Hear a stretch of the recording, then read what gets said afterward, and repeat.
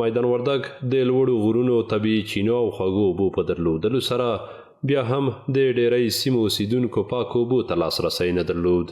د یاد ولایت د کلیو بیا رغونه پراختیا ریاست مسؤلین وایي د خلکو دغو ستونزو ته د رسیدو په موخه د ولایت په دریو ولسوالیو کې د پاکو اوبو رسولو شبکې رغولي دي چې 6200 کورنیو ته پاکې اوبه برابروي. د کلو د بیا رغونې او پراختیا ریاست د پاکو اوبو رسولو مسؤلیت په کلو او بانډو کې پر غاړه باندې لري.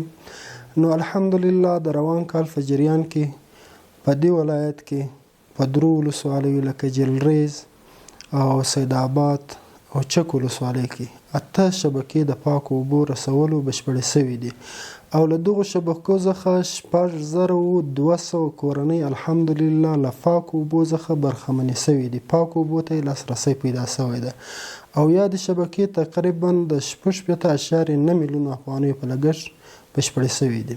د یاد ریاست مسؤلین وایي اقلیمي بدلون په ډیری سیمو منفي اغیزې کړي او ځمکې لاندې اوبه یې زیانمنې کړي دي.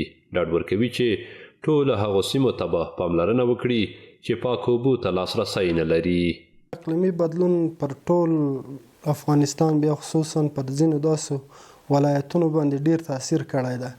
نو هیوادوالو ته دا ډاډ او اطمینان ورکوو انشاءالله د وخت په جریان کې د وخت په تیریدو سره ټولو خلکو ته به کوشش کوو چې پاکې اوبه ورسوو، بیا خصوصا هغو ساحو ته چې په میدان وردګ ولایت کې زیاتې د اوبو له نیستۍ سره مخ دي، حتی د څښاک د اوبو له نیستۍ سره.